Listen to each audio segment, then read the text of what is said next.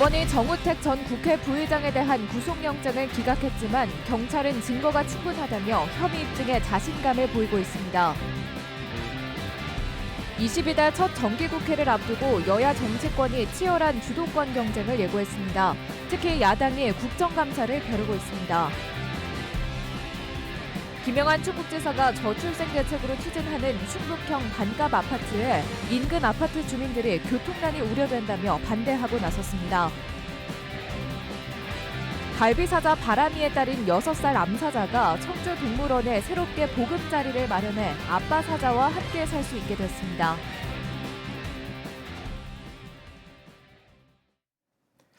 네, 시청자 여러분 안녕하십니까? 계속해서 MBC 뉴스투데이 충북입니다. 돈봉투 수수 의혹에 대한 구속영장을 법원이 기각하면서 정우택 전 국회 부의장은 일단 한 고비를 넘겼습니다. 그러나 경찰은 당혹감을 감추지 못하면서도 증거가 차고 넘친다며 혐의 입증에 자신감을 내비쳤는데요. 영장을 재청구할지 아니면 불구속 상태로 기소할지 고민 중인 것으로 알려졌습니다. 김은초 기자가 보도합니다. 법원은 정우택 전 국회 부의장에 대한 구속영장을 기각하면서 돈을 받았다는 의심이 들더라도 방어권 보장이 필요하다고 설명했습니다. 돈봉투를 건넨 카페 사장이 메모를 공개하며 모두 800만 원 상당의 금품과 향응을 제공했다고 했지만 정 전 부의장이 돈봉투를 곧바로 돌려줬다고 주장하고 있어 누구의 진술이 맞는지 따져봐야 한다는 겁니다. 법원은 또 후원금은 법리적 다툼의 여지가 있다고 했는데 대가성이 있었는지 현재 수사 단계에서는 명확히 판단하기 어렵다는 것으로 분석됩니다. 영장이 기각되면서 정 전 부의장은 30여 년 정치 인생에서 최대 위기를 한 곱이 넘어섰습니다. 앞서 정 전 부의장은 돈봉투를 곧바로 돌려준 CCTV 영상이 있다는 새로운 주장을 하면서 모든 혐의를 부인했습니다. 저는 바로 그 자리에서 돌려준 거로 저는 인식을 하고 있고 또 외부에도 CCTV가 있는데 그것에 대해서는 왜 공개를 안 하는지. 반년 가까이 준비한 구속영장이 기각되자 경찰은 당혹감을 감추지 못하면서 법원의 기각 사유를 강하게 반박했습니다. 경찰 관계자는 정 전 부의장이 돈을 받았다는 증거는 차고 넘친다면서 돈을 돌려줬다는 CCTV 영상은 애초에 존재하지 않는다고 말했고 후원금 계좌로 입금된 300만 원도 청탁의 대가로 받은 불법 정치자금이 맞다고 밝혔습니다. 경찰은 보강 수사를 통해 다시 영장을 신청하거나 불구속 재판을 통해 혐의를 입증해야 합니다. 경찰 관계자는 구속영장에 적지 않은 혐의들을 포함해 불구속 송치해 재판에 넘겨도 충분히 혐의를 입증할 수 있다고 자신감을 내비쳤습니다. 한편 구속영장이 기각된 카페 사장에 대해서도 경찰은 정 전 부의장 측의 회유와 협박 때문에 진술 번복이나 증거인멸 우려가 있어서 영장을 신청한 것이라고 밝혔습니다. MBC 뉴스 김초입니다. 태풍 종더리가 열대 저하부로 약화됐지만 충북에는 오늘 낮까지 시간당 30mm 안팎의 강한 비가 쏟아지겠습니다. 밤사이 내린 비의 양은 제천과 진천 14.5mm, 단양 12mm, 청주 8.7mm 등을 기록했습니다. 한편 오전 6시를 기해 충주와 제천, 진천, 음성에는 호우 예비특보가 발효됐습니다. 오늘 예상 강수량은 20에서 60mm로 도내 중북부 지역에는 80mm 이상 내리겠고 바람도 순간 시속 55km 이상으로 강하게 불겠습니다. 어제 오후 4시쯤 옥천군 옥천읍 금구천이 기습폭우로 흘러넘치면서 장날을 맞아 하상주차장에 세워둔 차량 20여 대가 물에 잠겼습니다. 차량을 빼내려던 일부 운전자들이 급류에 잠시 갇히기도 했지만 인명피해는 없었습니다. 옥천군은 자동 차단기를 내린 뒤 현장에 도착했지만 순식간에 물이 차 손쓸 겨를이 없었다고 설명했습니다. 옥천군에는 10분당 10mm의 폭우가 쏟아졌고 시간당 최대 강수량도 33.5mm를 기록했습니다. 각 정당의 새 지도부가 완성되면서 전국 주도권을 잡기 위한 총력전이 펼쳐질 것으로 보입니다. 그 첫 무대인 다음 달 정기국회를 앞두고 충북의 여야 역시 현안 사업을 풀어내는 데 주력하고 있는데요. 특히 충청북도에 대한 국정감사에서는 여러 쟁점을 놓고 격돌이 예상됩니다. 보도에 이병선 기자입니다. 여야의 극한 대립 속에 열리는 9월 정기국회는 각 당 새 지도부에 대한 첫 평가는 물론 충북 현안의 진로를 가늠할 관문이기도 합니다. 중부 내륙지원 특별법, 방사광 가속기 특별법 같은 입법 과제와 함께 청주공항, 충청 고속화도로 등 주요 사업 국비 확보에 성패도 달려 있습니다. 충북 여야 공히 이 같은 현안 사업 해결에 중점을 두고 있는데 충북 지역의 현안 사업들이 순조롭게 추진될 수 있도록 관련 내석 확보를 위해서 다방면으로 노력할 것입니다. 야당은 무엇보다 오송 참사 국정조사를 실현하는 데 무게를 두고 있습니다. 원내대표단하고는 이미 이제 그 얘기가 다 끝나서 9월 말에서 10월 초쯤 예상하고 있습니다. 특히 10월로 예정된 국정감사를 준비하는 지역 여야의 시각은 전혀 다릅니다. 여당이 소속 단체장들의 성과를 부각시키는 계기로 바라보는 반면 충북은 올해 고용률 전국 1위, 2023년도 출생아 수 증가율 전국 1위, 타 시도에 비해서 월등한 성과도 있습니다. 이번 국정감사에서 각종 현안에 대한 질타를 대신해서 이러한 성과들을 알리는 야당은 충청북도 고위직의 이단 비위 의혹, 도지사와 청주시장의 불협 화음 등 문제점을 집중적으로 다룰 생각입니다. 김영환 지사와 또 국민의힘 단체장들의 인연에 대한 종합적인 평가를 좀 해야 될 것 같고요. 이게 이후 지방선거의 어떤 중간평가적 역할을 하지 않을까 이렇게 초점을 좀 맞출 생각입니다. 다음 지방선거를 의식한 공세와 방어로 치열한 난타전이 예상되는 대목입니다. 또 중앙당에 이어 충북도당도 새 얼굴들로 채워질 전망입니다. 국민의힘 충북도당은 오는 26일 2차 당직 인선을 완료하고 당원 연수와 봉사활동 등 본격적인 대외 행보에 들어갈 예정입니다. 민주당은 다음 지방선거에 출마할 후보군 위주로 당직자를 임명한 뒤 다음 달 초 새로운 충북도당 출범식을 가질 예정입니다. 전당대회 이후 새 전열을 갖춘 지역 여야가 민심을 얻고 주도권을 잡기 위한 경쟁을 예고하고 있습니다. MBC 뉴스 이병선입니다. 김영환 충북지사와 이범석 청주시장의 회동이 다음 달 5일로 미뤄졌습니다. 자리를 만든 국민의힘 충북도당은 김영환 지사의 코로나19 감염으로 식사를 겸한 오찬 회동이 어려울 것으로 판단해 부득이 날짜를 연기했다고 밝혔습니다. 당초 국민의힘은 서승우 충북도당 위원장의 주선으로 오늘 두 단체장과 충북도의회 의장 그리고 청주시의회 의장이 참석하는 오자회동을 가질 예정이었습니다. 김영환 지사와 이범석 시장은 최근 현금성 저출생 대책과 사직대로 잔디광장 조성 등의 이견을 보이며 갈등설이 불거졌습니다. 주요 병원 응급실과 소방본부 등 지역 응급의료기관을 하나로 연결해 지원하는 충북 응급의료지원단이 공식 출범했습니다. 지원단은 충북대 의대 교수를 단장으로 국립중앙의료원 소속 직원 6명이 근무하며 현황 조사와 환자 이송 지침 기준 마련, 또 실무위원회 운영 등을 담당합니다. 지원단은 이를 통해 지역 맞춤형 응급의료 정책을 개발하고 자문하는 역할을 맡게 됩니다. 김영환 지사가 저출생 대책으로 내놓은 충북형 반값 아파트가 시작부터 반대에 부딪혔습니다. 노른자위 땅에 고급형 임대주택을 짓겠다는 계획인데요. 예정지 인근 아파트 주민들이 교통난이 우려된다며 집단 행동을 예고하고 나섰습니다. 이지현 기자가 보도합니다. 김영환 충북지사는 지난 1월 저출생 대책으로 반값 아파트를 꺼내들었습니다. 청년들의 주거를 해결해야 결혼도 하고 아이도 낳는다는 겁니다. 노른자위라고 볼 수 있는 지역에 고급형 임대주택 부지를 지금 선정해서 검토하고 있다는 말씀 드리고 충청북도 도로관리사업소가 있던 청주 주중동 8,900여 제곱미터가 예정지로 정해졌습니다. 1,400억 원을 들여 전용 면적 59제곱미터짜리 270가구를 주변 시세보다 30에서 40% 저렴하게 공급하는 게 목표입니다. 현재 사업 타당성을 검토하고 있는데 아파트는 한 번도 지어본 적이 없는 지방 공기업 충북개발공사가 시행사로 나섰습니다. 민간 참여형 공공주택으로 지어 일정 기간 임대 후 분양하겠다는 계획입니다. 하지만 시작도 하기 전에 난관에 부딪혔습니다. 바로 옆 아파트 주민들이 청년주택 건설에 반대하고 나선 겁니다. 왕복 6차로 대형 사거리를 끼고 있어 가뜩이나 혼잡한 교통이 더 심해질 거라는 게 주된 이유입니다. 청년주택 진출입로가 도로 합류 지점에 있어 사고 위험이 높다고도 말합니다. 270세대가 2대씩만 잡아도 540대예요. 540대가 아침 저녁으로다가 출입을 해야 되기 때문에 교통이 더 혼잡스러웠죠. 공사 과정에서 발생하는 소음과 먼지, 조망권 침해 우려도 반대 이유로 내놨습니다.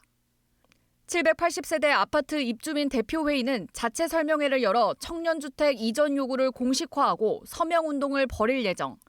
끝까지 이전하지 않을 경우 인근 아파트 단지와 연합해 집단 행동에 나서겠다고 밝혔습니다. 직접적인 바로 옆에 공간인데 충북형 청년주택을 진다고 하면서 사실 저희한테 의무적인 건 아니지만 그래도 말 한마디 없었고. 이에 대해 충북개발공사는 주택 건립 과정에서 교통 대책을 수립하게 돼 있다며 주민들이 우려하는 피해가 없도록 충분히 대비하겠다고 설명했습니다. 또 임대주택을 지으면 주변 아파트 시세에 나쁜 영향을 줄 것이라는 주장도 나오고 있지만 임대 후 분양인 만큼 영향이 크지 않을 것이라고 덧붙였습니다. MBC 뉴스 이지연입니다. 환경부가 기후대응댐 후보지 14곳에서 주민설명회를 시작합니다. 오늘 경북 예천을 시작으로 강원 삼척과 충남 청양 등에서 열릴 예정이며 단양천댐을 포함한 10곳은 아직 지자체와 조율이 이뤄지지 않아 일정을 정하지 못했습니다. 환경부는 지역의 공감대를 최우선으로 삼아 주민들과 적극 소통하고 지역의 목소리를 적극 반영할 계획이라고 밝혔습니다. 일명 갈비사자로 불렸던 바람이가 작년 청주동물원으로 옮겨와 건강을 회복하고 있죠. 바람이가 구조된 이후 원래 바람이가 살던 그 사설동물원의 실내 사육장으로 또 바람이의 딸이 옮겨져 논란이 된 바 있는데요. 이 암사자도 어제 청주동물원으로 옮겨져 아빠와 함께 살게 됐습니다. 신병관 기자가 전해드립니다. 갈비사자 바람이 딸인 6살 암사자. 임시로 머물던 강릉의 동물원에서 청주 동물원으로 이송하기 위해 마취에 들어갑니다. 무더위에 체온 상승이 우려됐지만 에어컨을 설치해 마취 이후에도 체온은 안정적으로 유지됩니다. 지금 에어컨을 이 신부에 좀 쏘이고 있으니까 체온도 안정적으로 내려가고 있어요. 마취된 암사자는 이동상자로 옮겨지고 그 사이 혈액 검사가 진행됩니다. 이동상자에 들어간 지 얼마 되지 않아 깨어나는 암사자. 강릉의 동물원 관계자들은 작별 인사를 합니다. 잘 가라. 아빠 잘 만나고. 강릉에서 청주까지 270km. 암사자는 4시간을 달려 아빠 바람이가 있는 청주동물원에 도착합니다. 갈비사자 문제를 처음 제기한 동물단체 회원들도 청주동물원을 찾아 축하했습니다. 바람이 딸도 건강하게 이제 다시 만나게 됐다고 하니까 그 부분 너무 기쁘고 고맙고 또 감동스럽기도 하고 그래요. 암사자는 당분간 지내게 될 격리 방사장에 들어선 뒤 활기차게 여기저기를 돌아보며 빠르게 적응했습니다. 바람이도 분리된 바로 옆 방사장으로 나와 상살 너머로 딸 사자 방향을 한동안 응시하기도 했습니다. 바람이와 딸이 부녀임을 서로 인식하지 못할 가능성이 높은 만큼 바람이와 딸은 분리된 채 채취 적응 등을 통해 합사를 준비하게 됩니다. 합사는 내년 3월쯤으로 예상됩니다. 서로 만나본 경험이 없어요. 그래서 대면을 통해서 서로 이제 알아가는 시간이 필요한 거죠. 아직 이름을 가지지 못한 바람이 딸의 이름은 공모를 통해 결정될 예정입니다. 전 국민 공모를 통해서 이름을 짓고 그로 인해서 우리 동물원 또 아니면 우리 청주를 상징하는. 바람이가 머물던 좁은 사육장에 딸인 암사자가 다시 갇히며 불거진 논란은 바람이와 딸이 모두 청주 동물원에 보금자리를 마련하며 일단락됐습니다. 현재 바람이는 20살로 사람으로 따지면 100살 가까이에 해당합니다. 하루빨리 딸과 함께 만나 남은 생을 행복하게 보낼 수 있길 많은 시민들은 바라고 있습니다.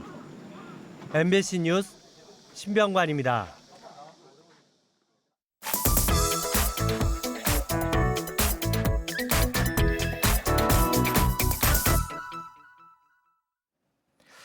각종 개발 사업이 이뤄지는 과정에서 버려지는 나무는 많을 수밖에 없습니다.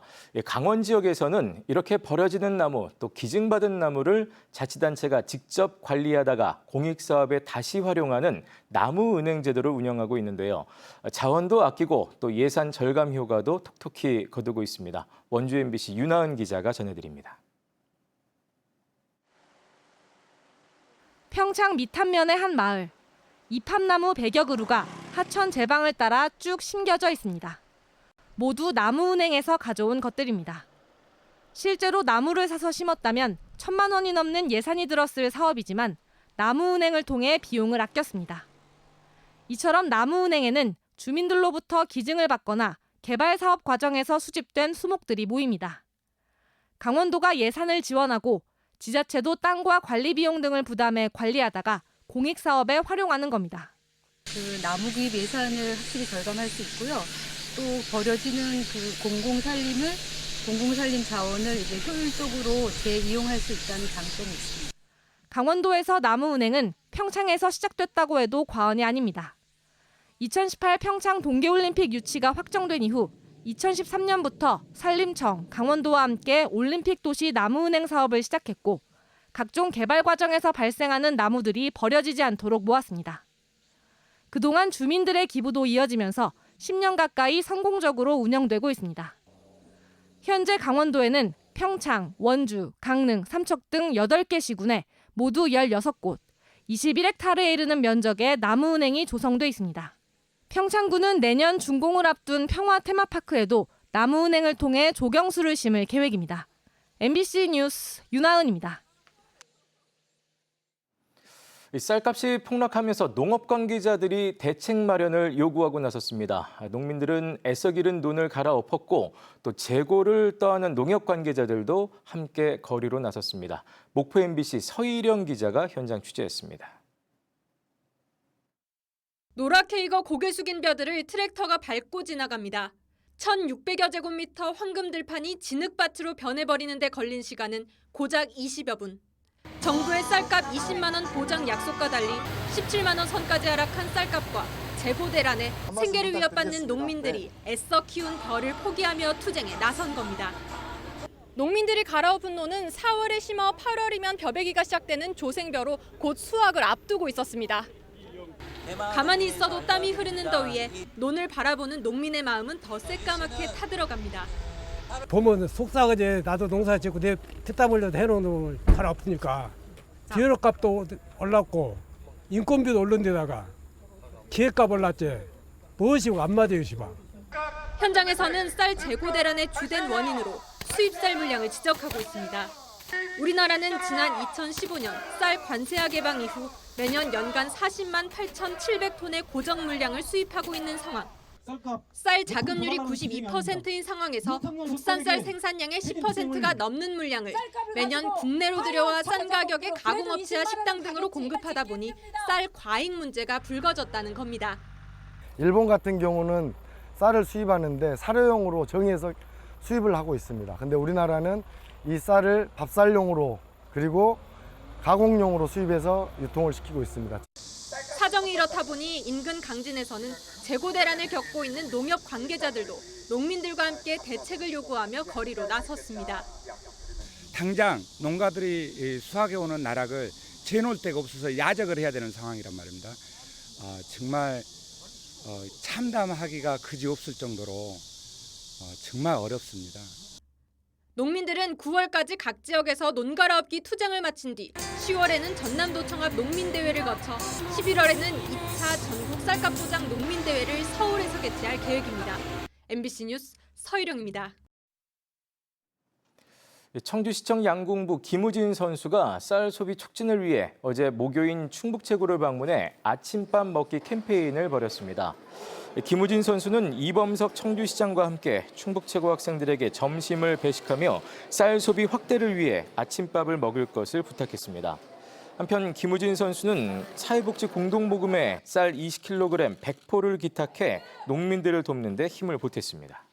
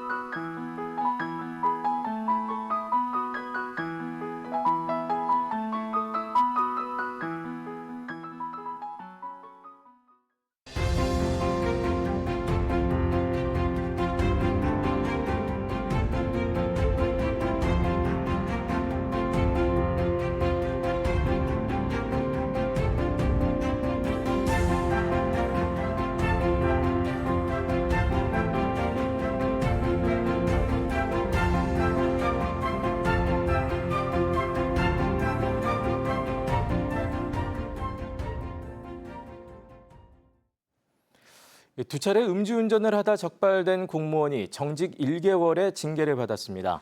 충청북도 인사위원회는 지난달 5일 경찰의 음주 단속에 적발된 충주시 5급 공무원에 대해 정직 1개월을 의결했습니다. 당시 혈중 알코올 농도는 면허 취소 수치를 살짝 밑도는 0.076%로 해당 공무원은 10여 년 전에도 한 차례 음주운전 전력이 있었습니다. 한편 청주지검 충주지청은 지난달 이 공무원을 벌금 500만 원에 약식 기소했습니다. 유치원과 어린이집을 통합하는 유보 통합을 앞두고 충청북도 교육청이 영유아 학교를 시범 운영합니다. 충청북도 교육청은 공모를 통해 유치원 3곳과 어린이집 3곳 등 모두 6곳을 영유아 시범학교로 선정하고 다음 달부터 반년 동안 4억 3천만 원을 지원해 교육과 보육을 통합 수행하도록 했습니다.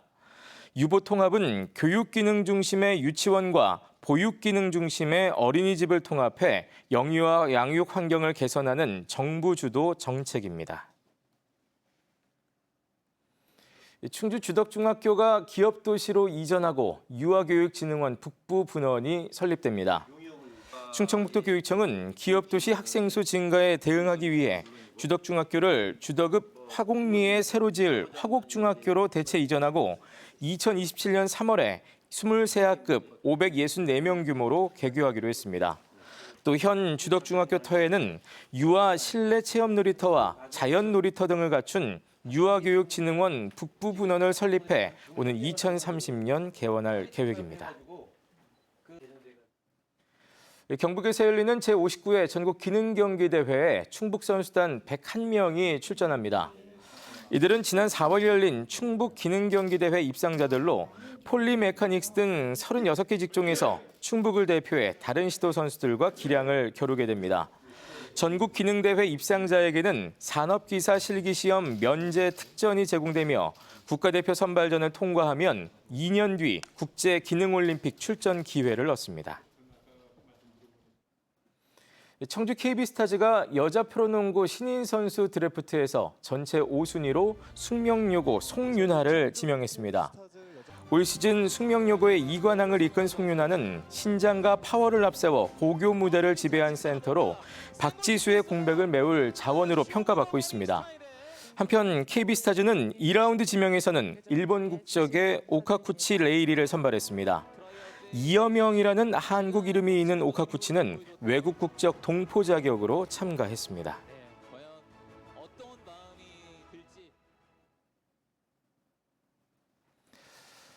네, 지금까지 MBC 뉴스투데이 충북 함께하셨습니다. 시청해주신 여러분 감사드립니다.